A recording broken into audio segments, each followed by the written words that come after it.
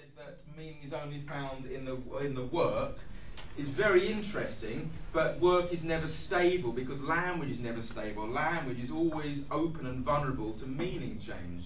So unless you say, well, okay, every person, every generation, every different race, sex, whatever, will look at these words in a completely different way, so the work has a million reasons for a million people. Unless you think of it like that, which I'm not aware of any philosopher or literary critic that thinks like that there's a genuine different meaning for every different person, then you're in trouble because meanings can change in society and generation. We're going to now look at the visual arts because I know most of you are interested primarily in history of art, art theory and art.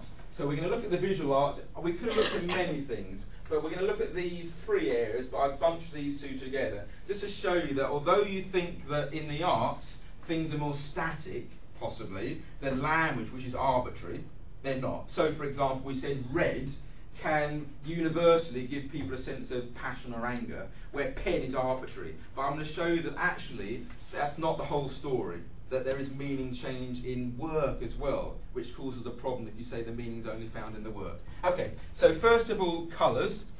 Looking at red here, we look at the universal qualities of this first of all, which is different to literature.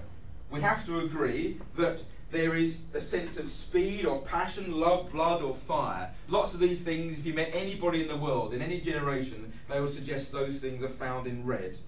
Okay? And that's why these significances are often used in marketing, like in McDonald's or other places where you want people to eat quickly and leave, like fast food outlets. But there are also other associations. So in China, this could be celebration and luck. India, purity, and it goes on.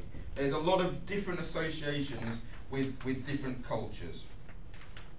The problem with that is how do we interpret a painting if it's abstract and red?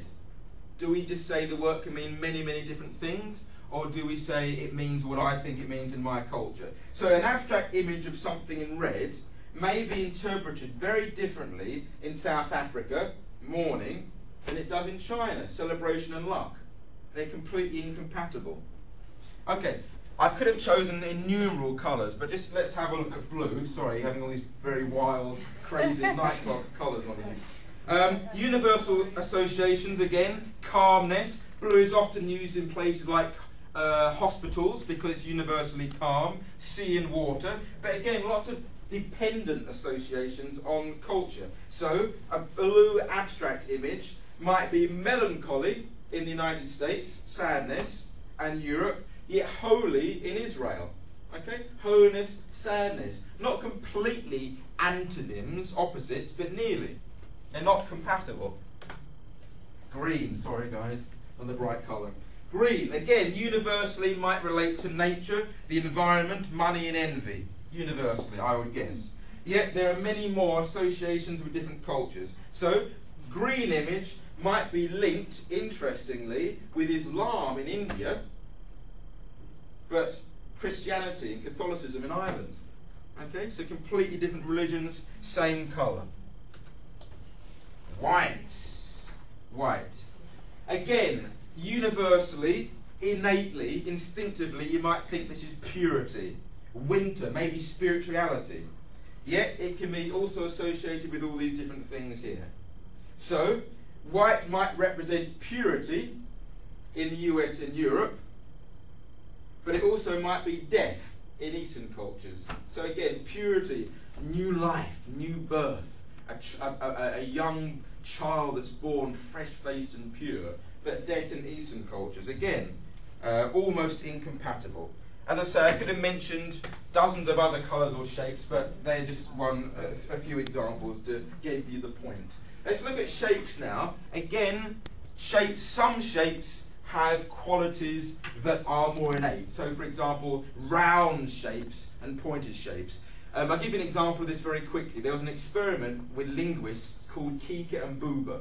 And what happened is they wrote down Kika and Buba and they sent these words and the sounds to various people. And they tried to do a scientific experiment with this. They did a shape, and they said which shape is Kika and which shape's Booba. And the shapes that were round and smooth, universally people thought were the Booba shape, and shapes that were very disjointed and sharp-edged was the Kika shape. So there are certain sounds and letters that universally we associate with things. But normally, a lot of shapes, again, are arbitrary. So the swastika symbol, National Socialism, that's what we often associate it with. And yet, as I'm sure you know, with Nazi rallies, as I'm sure you know, if you reverse that, it's exactly the same shape but mirrored. Then it's a seal of the Buddha's heart in Buddhism. It's a very important symbol, but it carries the same divine. The symbol represents nirvana, the state of being free from suffering. Consequently, a work of art displaying this symbol might represent all that is associated with National Socialism, the death camp, 6 million Jews murdered, or freedom from suffering, nirvana, incompatible. There are other places where you still find this sign as well. The same swastika symbol is found in all these different places, different religions, churches, Buddhism, shamanism, the same symbol, because it isn't intrinsically meaning anything. It needs a context, it needs an intention, it needs an author, it needs a meaning from a mind. The cross, as you probably know, in the Roman period, where this was considered the most violent, brutal form of execution, it wasn't even that shape, it was a T shape. That's just modern Christian tradition, it was never that shape. But nevertheless, this is associated with crucifixion, murder, 2,000 years ago. Now it's considered something that's maybe ritualistic or to do with Christianity, a symbol, an emblem of sacrifice and of death. However, it's also a very similar shape in the Egyptian ape. I know it's a slightly different shape with a hook, but it's very, very similar. And more than that, let's move on from purity, sacrifice, Christ's death on the cross. We've got it now as sexuality. If you look at a lot of R&B artists or rap artists, a lot of this, I know a lot of rap artists have often a background that is maybe in the church or the families in the church, but their imagery is clearly sexual, but they will have this cross as their piece of jewellery. So again, there's nothing that's wholly innate with these symbols that you might present in your own artwork. Let's move on to gestures now. This gesture here, that you might have in like the old 1960s Batman and Robin episodes, okay in many countries. However, in Brazil and Germany, it's obscene. It basically means anal sex in Brazil and Germany. In Japan, it can mean money, and France, it's zero or worthless. Okay. Think of Leonardo da Vinci's paintings. For example, the raised index finger in The Last Supper, or his St. John the Baptist. What does this mean? Can it mean something different to me? Or is it worth taking some time and finding out about the culture, about the background, about Leonardo da Vinci, about what this might symbolise? Okay? Can we look at extrinsics? Can we look at intention? Or is meaning only found in the work? Again, like the colours, I could give you many more examples based on gestures. There's dozens of books about these sorts of things, but they're just one example there. Let me give you a quick case study to see where we are so far. This is a genuine drawing by a young child of his mother. Okay, the young child draws this drawing and says to his father, it's my mother. So let me think about the new criticism argument. Okay, is meaning found solely in the work?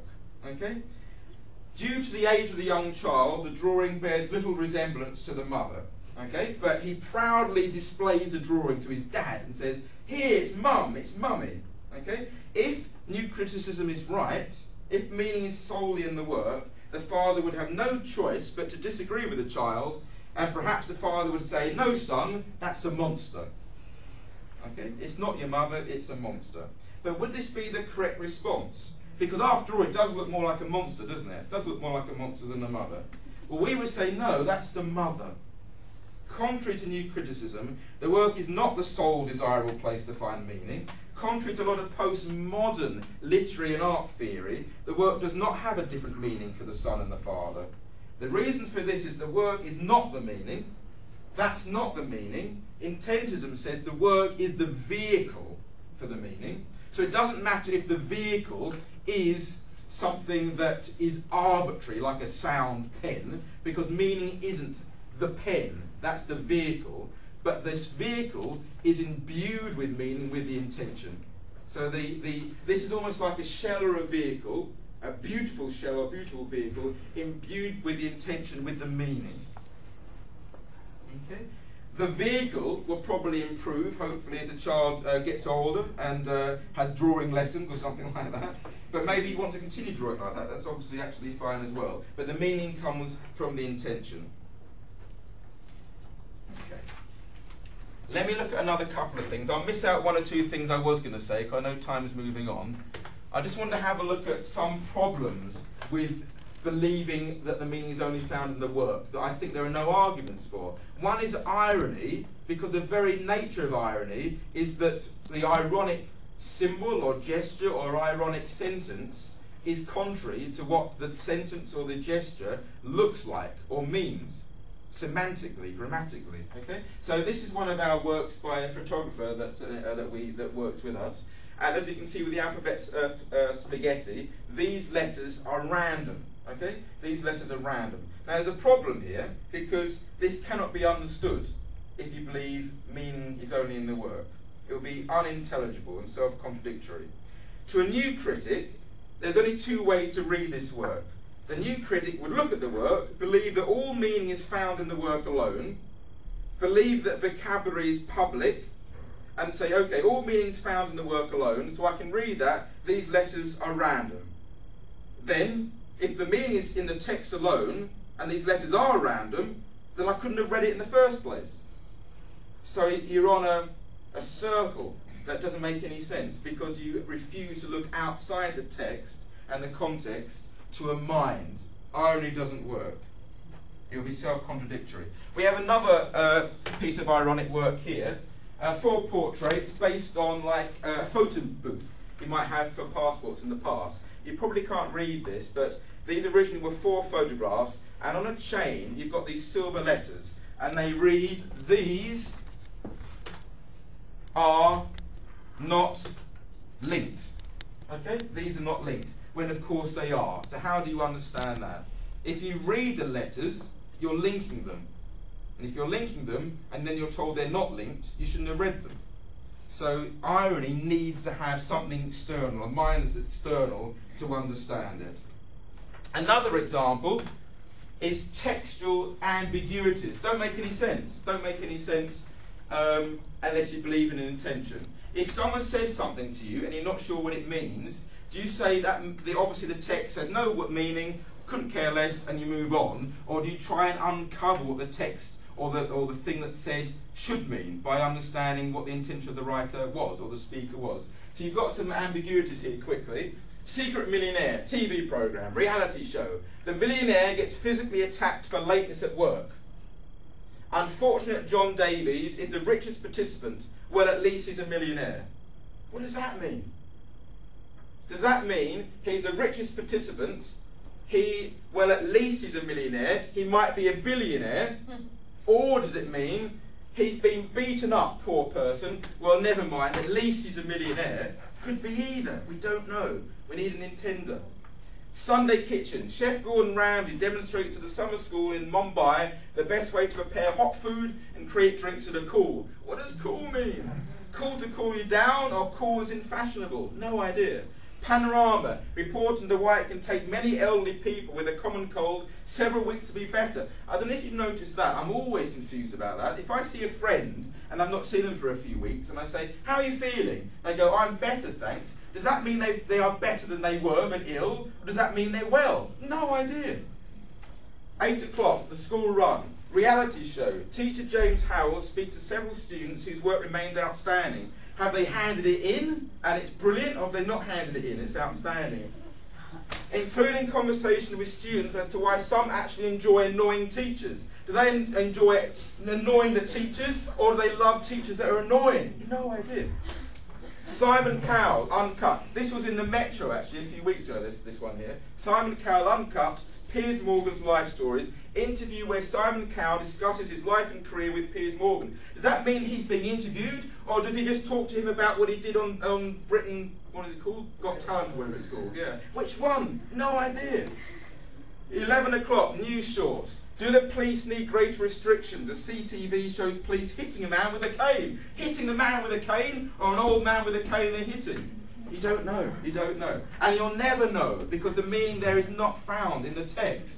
You need something else, an extrinsic, something else. Okay, moving on. Works need an intender to have a meaning. This is really interesting, okay? Does that have any meaning? Forget that's a photograph, think of it as nature. If you read any Richard Dawkins books, he clearly says nature has no meaning. He clearly says that, doesn't he? That why are you looking? He says, I don't like the why questions. Why questions are nonsense. We look at how. How did the world come about? Why? The wrong question. Because the world has no meaning. It came about. We don't want to ask about these why things. Okay? If you look at nature, if this just came about incrementally through evolution, you can't say that has meaning.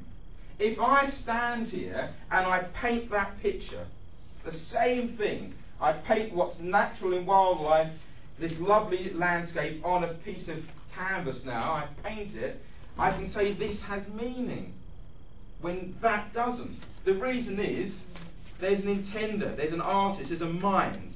So that's why the people who say the world has meaning invariably are people that believe in a creator God, that imbues nature with a sense of purpose and meaning, because they need that mind behind it. They need the mind behind it. Okay, does a parrot mean what it says? I don't know if you've ever had parrots, when they can speak, you can teach them to speak certain words. What if this parrot here was taught to utter certain swear words, certain rude words, or racist words? Should I arrest that parrot? Should I phone the police? Should the parrot be held accountable? To the parrot, there is no difference between offensive language and words of kindness, because they are arbitrary sounds, because he is not an intender. There's no mind intending those words. So the action, the work, whether it's a painting or speaking a word, this work has a different meaning, because there's no intender there. In sum, the difference between the words of a parrot and the words of a human is that in the second, the arbitrary sounds are imbued with meaning by the words of an intender. This is something that I mentioned to you before. Colin Lice, a professor, he speaks about this a lot in his books.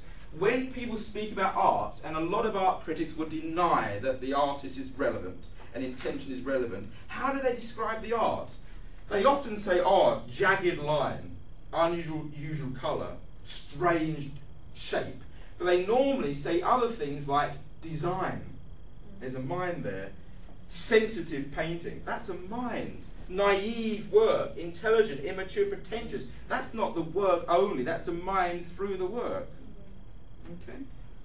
Because work is an expression of a creative mind. Okay. We've looked at the work now. Let's run forward to the viewer. If we think we're not sure about meaning only in the work, what about meaning is found in the viewer? This is one of the, possibly the most popular way of looking at things now, because new criticism, a little bit old. Derrida, people like Foucault, people like Stanley Fish, some of the major figures that are more influential now will say it's here. 10 viewers, 10 meanings. If meaning is found with a viewer, an art historian and an uneducated child with opposing interpretations are equally true. That's true, isn't it? So why are you studying at university? Why are you learning about art theory when I can ask a 4-year-old about that drawing of his mum, and what he says is just as credible and as real and as true as what any of your professors tell you? Okay? They'd be equally correct. The entire educational system would be worthless. What's the merit of studying? The second consequence of meaning being found in the viewer would be there might be as many meanings as viewers. Okay? There's a problem there, isn't there? As many meanings as viewers. Derrida, there's also another issue. Derrida said meaning just, you can deconstruct it. It just constantly is deferred. But then, people ask him, okay, well, does that mean the meaning can be anything that anyone says? And he goes, oh, no. There are some things it doesn't mean. And then people ask Derrida, okay, well, what are the parameters that stop you saying this means something? And he never gives an answer. Well, you can't. If you believe meaning is constantly deferred, it must mean that pluralism is total. There are two conclusions then. First of all learning must be worthless. No opinion is better informed. The work that was considered racist at the beginning, I said your work was racist, yes, would mean that to me, or to that viewer at least, your work is racist. Remember the distinction here. We're not saying that Vittorio, that's me, says your work's racist. With this theory, we're saying that means your work is racist. Yeah? It's the meaning of the work. A creator has no greater authority on the work's meaning than the person that looks at it. Secondly, if the work can mean anything, in a sense it means nothing. Furthermore, a creator may decide that the work means anything, and a viewer may conclude that the work means nothing. And both mutually exclusive meanings will be valid. How does that make sense? I do a painting and I say it means everything. Okay? Then you look at it and you say that means nothing. But with this theory, it has to mean everything and nothing. It's incompatible. A very famous philosopher, literary theorist, and someone you might know because he's very influential in America for educational studies, called E.D. Hirsch Jr., came up with this solution for trying to help us understand how we understand viewers. He looked at meaning and significance and said they were different. That's him there. E.D. Hirsch Jr., meaning and significance. Let me explain what that means. E.D. Hirsch understood that these changes in interpretation are true, they're real. People do see things as meaning something different. Gadamer, as we mentioned earlier, spoke about the effective history of the work. The work keeps changing and has multiple meanings. The work has a history in different times, in different generations, in different places. There's no fixed meaning according to Gadamer. But Hirsch says something different. He says, when the artist finishes work, the last intention he has is to intend no more. He puts his pen down, his last intention is to intend no more, and at that time, all the epistemological qualities, all the qualities to do with understanding and meaning, is in the work. They're there when he finishes. That's why you think of things like the great unfinished symphonies of Beethoven. Why do we call them unfinished? Because he died before he finished them. Otherwise I could say, they're finished for me. But we think about the author and his desires as being relevant. So what Hirsch says is that there's a difference between meaning and significance. He would say that the meaning is the outworking of the intention of the artist.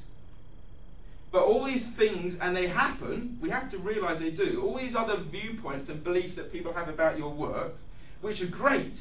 Think of how music inspires people differently. Wonderful. But those things are significances, wonderful significances that are significant to you in your personal journey. But they're different to the meaning. So I'll give you an example. Statue of Piccadilly Circus, London. What is it? What is it? One of the most well-known landmarks in London. It was built in 1885. But what does the sculpture depict? It's popularly known as Eros. Some people believe it's the angel of Christian charity. But what was the commission? Artist Alfred Gilbert said it was Anteros, the Greek god of requited love. The sculpture was intended to symbolise the love of the Earl of Shaftesbury for the poor, and that's what he wanted it to represent to the City of London. So that's interesting. So even though the majority of people might believe something is one thing, those, according to Hirsch, are wonderful significances. We mustn't say they're rubbish. Significances are good. They're equally good as meaning on how the work works in the world, but they're not the same as meaning, because the meaning comes through the intention of the author. I'll give you another example. Che Guevara, okay? Very famous photograph. 1960, Alberto Corda took this photograph of the Marxist revolutionary. He had his original intention of the artwork realised in the photograph. It was taken at a funeral to do with a bombing. A terrorist bombing taken at the funeral there. Since then, the photograph has reached iconic status and has represented other things. It's not, I'm grieving for someone that died at a funeral. It now means revolution. It means justice and even coolness. But are these different meanings, or are they different significances? Let me give you another example of this. The Che Guevara t-shirt. Okay? This particular one was done by Jim Fitzpatrick, very famous image, in 1967, in order to create the heavily stylized posters that we often see in different bedrooms, etc., in the 1970s. This is very important because what Hirsch and intentists say is that when you finish, your last intention is to intend no more, then all the qualities are in the work. Other people can look at the work and have different wonderful significances, but they're separate from meaning. The only way meaning can change is through extra creative input. We say no creative input, no meaning input. So when this person rechanged, put a different coloured background in, changed the kind of the effect, the kind of chiaroscuro effect of the person's face, that was a definite creative input. And he definitely affected the work's meaning, not the significance, the meaning, because he was a secondary artist, adapting and putting an artistic input in there. No creative input, no meaning input. Okay, what about music? Because this is the hardest one, isn't it? What about our song? When we listen to a song and we say, that's my song, and you identify with that particular song. We have exceptional ownership when people listen to music. Tears in Heaven is a very famous song, as I'm sure you know, by Eric Clapton. And as you probably know the story behind it, it's about the pain he felt following the death of his 4-year-old son, Connor, who fell from a window of the 53rd floor New York apartment of his mother's friend in 1991. Fell all the way down to his death, this poor little son that he had. And he spoke about seeing his son in heaven again. And would his son recognise him? And he said, I shouldn't really be in heaven, it's not where I should be. But if I did see you there, would you recognise me? Would there be any tears anymore between us in heaven? Okay. However, it's been voted as one of the top tearjerker songs and become associated not only with the death of loved ones, but periods of sadness in other lives. So where does this fit? Where does this fit? It's a difficult one because music, out of all the art forms, has more of the innate qualities. Remember we said red can be anger or love. Music has more than that than anybody else, any of the other art forms, doesn't it? So it's very hard to play a major scale and someone say, oh, that's depressing, because a lot of these sounds and chords and melodies, there's a very innate universal quality to them. That is why intentism says that all meaning is the imperfect outworking of intention, because intention can override anything, but it can't override these innate qualities. So I can't say happy song.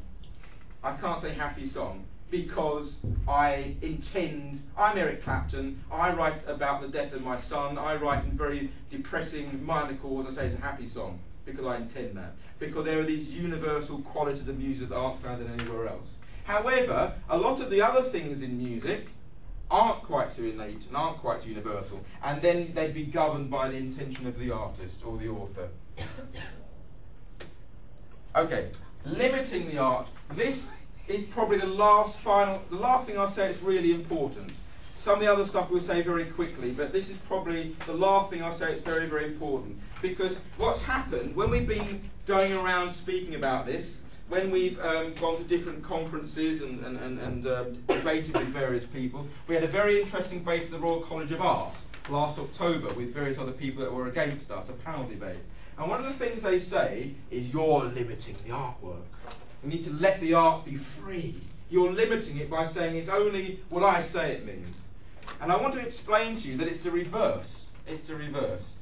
There is something in literary theory called speech acts. It came through a guy called Austin, then John Searle, Van Hooser. Various people spoke about speech acts. And basically what they say is, when you do anything with words, there are three things that might happen. The first thing is that you say words. There are words that are written down. There are words there. Okay? They're spelt correctly. They're one after the other. And that's a locutionary act.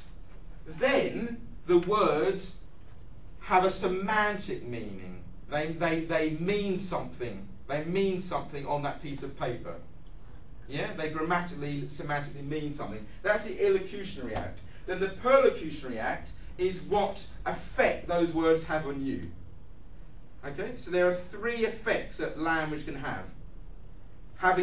Writing words, what the words mean, and then what effect they have on somebody else. If you use that with art, all art, then you can see that intentism liberates not just the artist but the artwork. Okay, let me explain it to you. If you are wanting to be polemical and passionate about your artwork and state a case and be a pioneer and change lives, then you want to have an artwork, you want to paint something, you want to have something that is finished and has structure and people can understand it, and then you want to influence someone specifically. Yeah? So you would have all three areas. If you wanted to have something that's very general, so everybody can be moved, like some classical piece of music where you move but you don't know why you move, you just feel like you're lifted up, but you can't pinpoint. I'm not thinking about this particular thing, I'm not being encouraged to do this particular thing, but I just feel moved by it, then your music would be in this stage. It would be something that's more general. You've put the music out there. You haven't prescribed a set pattern or trying to influence anyone in a particular way. Same with poetry. Maybe a very general, vague poem that you want to be like that to inspire people in a different way. An oblique poem, a multi-layered poem, your intention would be up here. So intention can be very vague or very specific. Andy Warhol, the big prince of Marilyn Monroe, phone call. Hello Andy, we're doing your prints because he didn't print them. We want to know what colours you want for these Andy Warhol, these Marilyn Monroe prints. Andy Warhol says, don't care, puts the phone down. Okay, so they decide their own colours. True story. That's his intention still. It's almost impossible to do anything without intention. Let me do an artwork where I blindfold myself and I just maybe walk over a canvas with bare feet, with paint on my feet. I don't know what it's going to look like, but I've decided to blindfold myself. I've decided where to put the canvas. All of these things have intention. You can't get away from the fact of an intention. But it might be a very vague intention, where I'm happy for it to look almost like whatever it looks like. Or it might be a very specific intention, one of these ones, to try and get a specific message across. If you believe that the author's died, intention doesn't mean anything, you've only got one choice. You've only got that one. You can only say, I want to have the work that can mean multiple things. If you say, no, I want to try and move people in a particular way, get something across, I have something to say, every other theory says, I'm afraid you can't. You just have to have the vague one, where every viewer believes something new about it.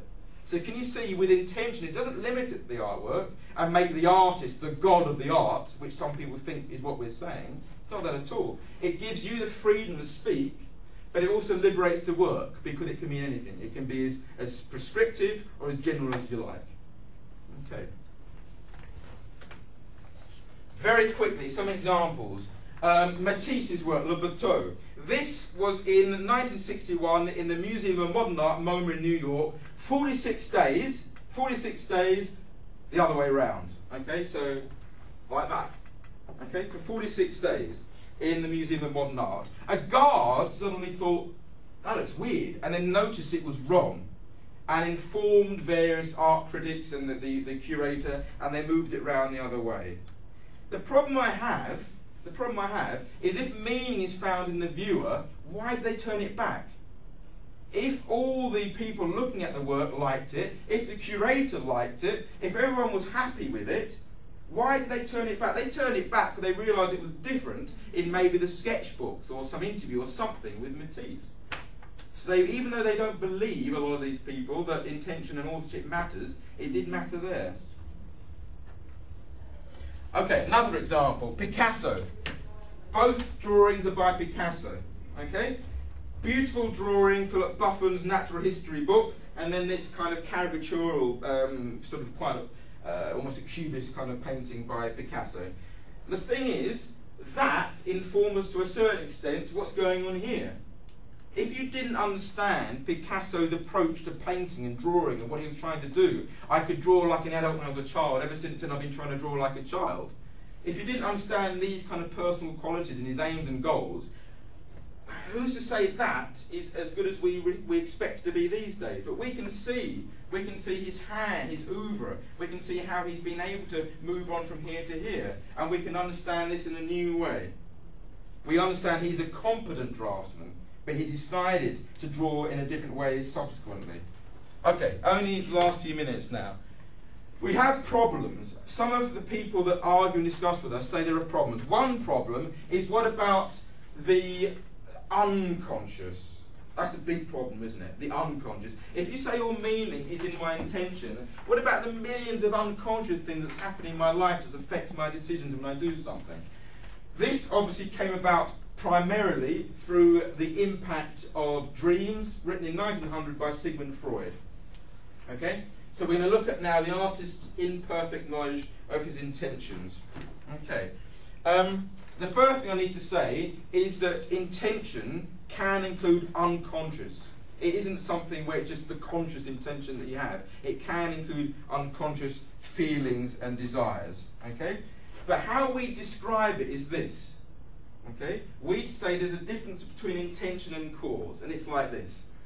If you intend something consciously, okay, and there are some unconscious things that help you do your conscious intention, all of that unconsciousness is involved in the meaning.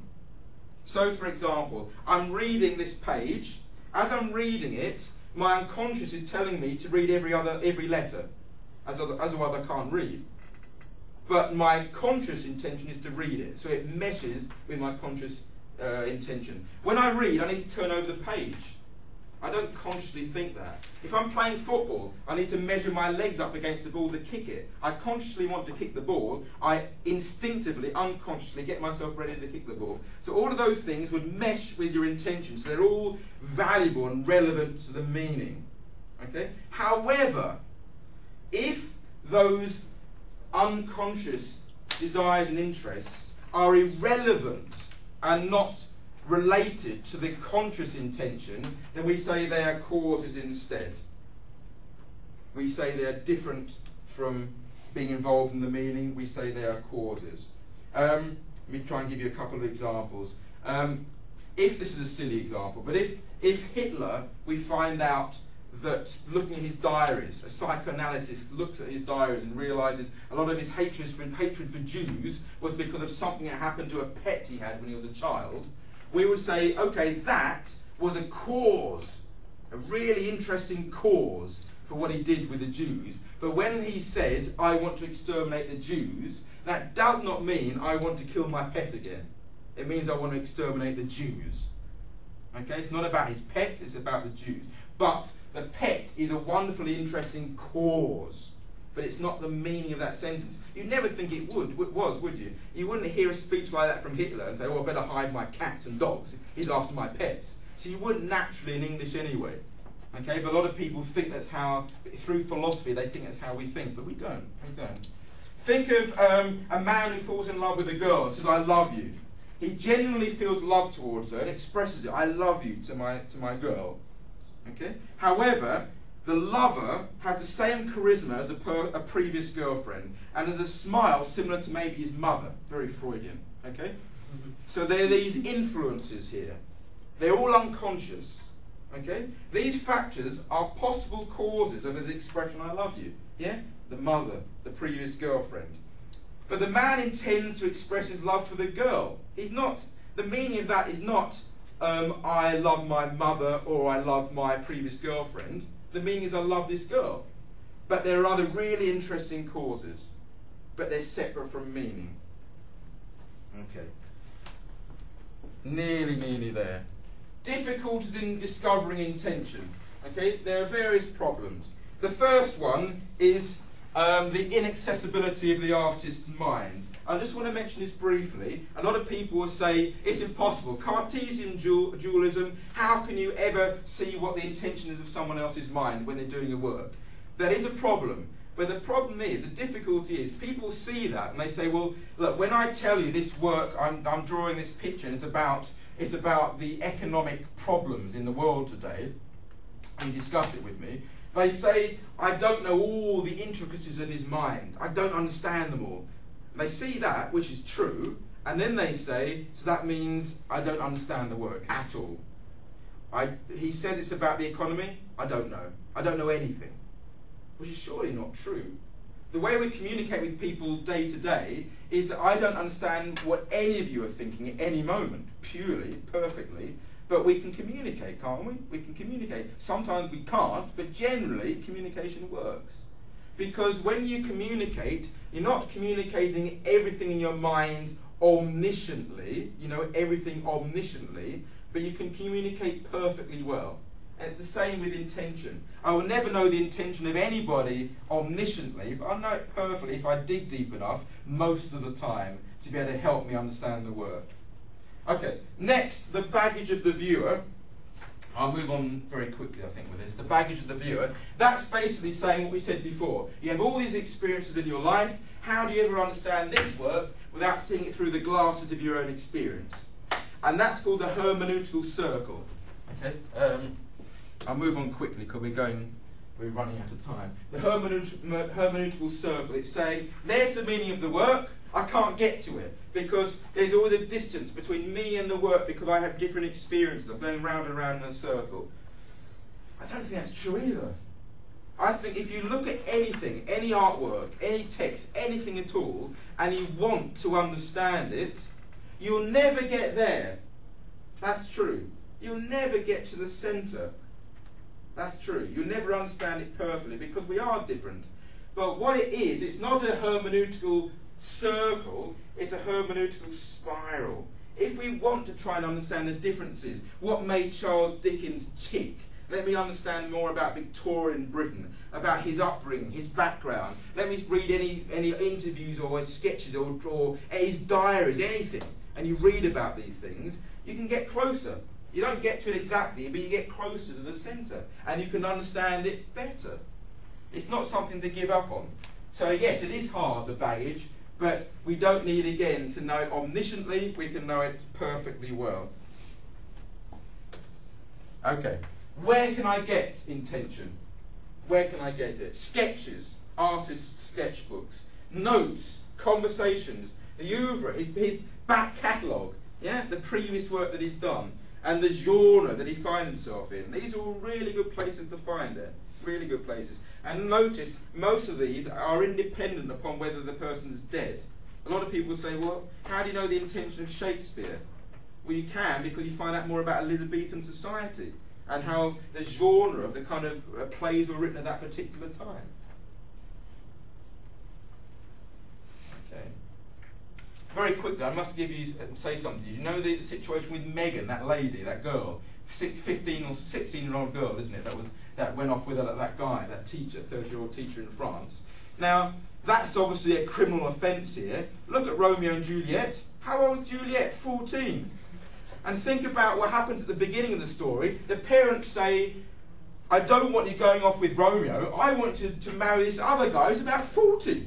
So in Romeo and Juliet, the parents want this 40-year-old man to marry their 14-year-old daughter. And yet we understand Elizabethan culture and we don't think pervert writer. Yes? We understand the culture. It's not impossible.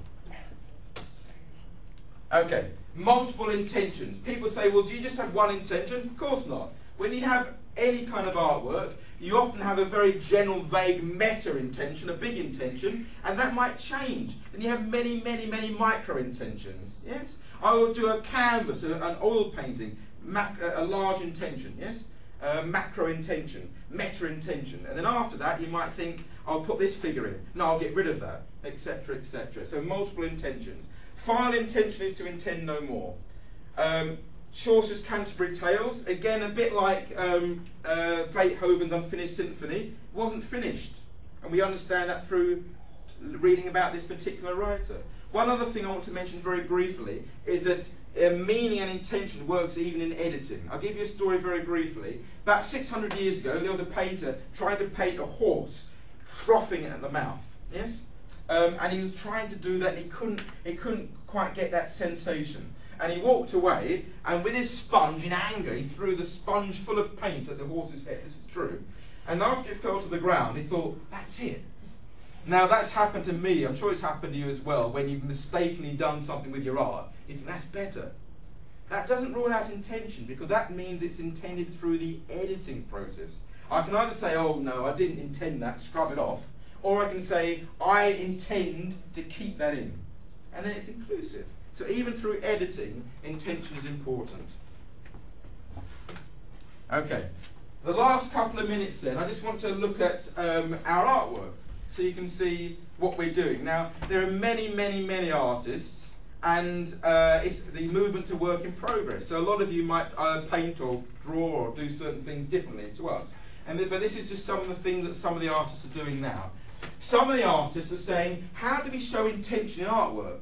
Because intention's in the mind. How do we show it in the artwork? It'd be nice to do that, to show we visualise our theory. So they do something called palimpsestism. Palimpsestism is a form of writing 2,000, 3,000 years ago, where you'd make marks on a clay tablet, and then after you finished writing on a clay tablet in various, like cuneiform, whatever the language was, you scrape it back again, smooth it out and rewrite it. So it's about layering. Yes? So this is palimpsestism here. You can see the different layers. So a lot of artists are saying, that's interesting, that's a creative trail. I can show, if I don't rub out everything that I change, so you can see some of my mistakes. You can see where I had a person here before, and then I've moved him here, because I don't rub it out completely. I leave a little bit there, with the layering, the palimpsestism. You can see this creative trail, this journey. You can follow the journey like a paper trail of the artist's intention in the final work. Another example of palimpsest work, this is one of mine. This is the School of Postmodernism, it's hard to see here. Based in the School of Athens by Raphael in the Vatican, but instead of having the Athenian thinkers, it's all the most either postmodern thinkers or people who have influenced postmodernism. So Nietzsche's there, even though he's not a postmodernist. But again, you can't really see it here, but a lot of these figures, there are multiple shapes, multiple arms and legs and gestures, because I didn't erase anything. Any mistakes I wanted to keep in. Can you see that there? Maybe you can't. Oh, there you go, look. So I decided I had to put the hand in a slightly different place. That hand originally was lower down, the finger was normally using a brush, and I decided to make him point, so you keep it all in. A couple of our photographers that work as intentists, they've got this, palimpsestism with the photograph. They weren't sure where to place the particular person, the subject of their photograph, so they decided to keep the camera on, the exposure open, and just have him moving from different places, just to keep it all in the same image. So again, palimpsestism. Again, that's puns as well. Puns only work with intention. Gamekeeper, game, and there's a gamekeeper. So again, these kind of clever word plays need a mind as well. Never Too Late. She's a lovely, lovely sculptor that works with us. She does a lot of work with glass, but it's all palimpsestism. I don't know if you can see that layering of glass. It's really beautiful, really beautiful. A narrative art. I mentioned this briefly. Do you remember I said that the idea of narrative to inform how we understand art is wrong? We're hoping, I'll mention this in a minute, but we're hoping to have a conference in Oxford, Brasenose College, Oxford, in March about the art movement. And one of the people there is one of the most significant thinkers to do with Paul Ricoeur, a very famous philosopher, French philosopher. And we've had a lot of dealings with him, and one of the things he's most interested in us is this, that Paul Ricoeur, amongst all the others, say that a lot of their theory is based on this linear understanding of a narrative. When you read in a linear narrative way texts, and you have an experience of living your life from birth to death in the same way. And when they fuse, then you get meaning. And he quite rightly has said that he thinks this is very interesting because the theory is used in all art schools, but art is a narrative. Where do you start? Now, again, this is not perfectly a narrative because most people are going to start here, but it's not as prescriptive as anything would be in text, so it doesn't work. It doesn't work in art theory.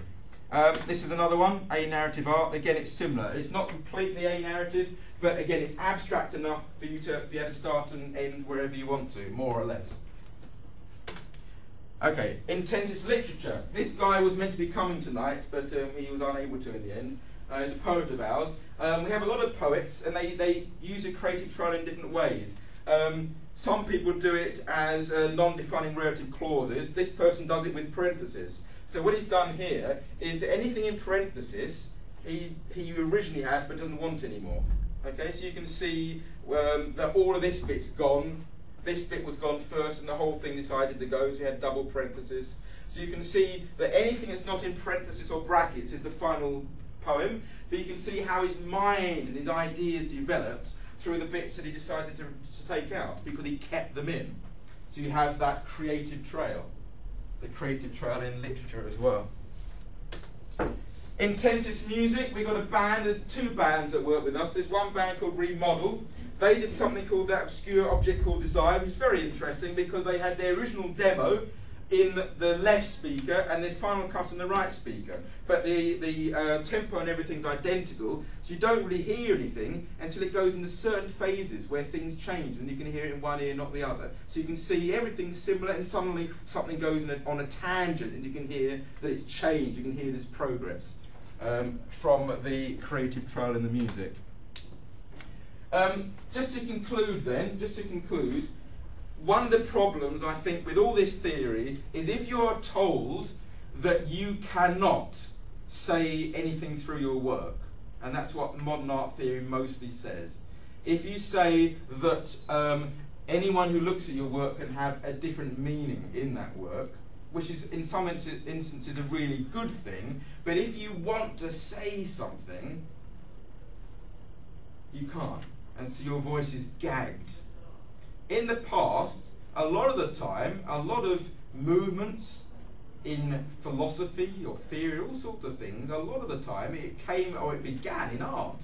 A lot of the time, if you look at the history of various different ways of thinking and philosophical movements. But it's not going to happen at the moment because we can't be a pioneer anymore at this time because we're told we can't say anything. So some work, there's a lot of wonderful work out there. Some work's become anemic. I must say this last point, this last junction, is that we are definitely not against modern art.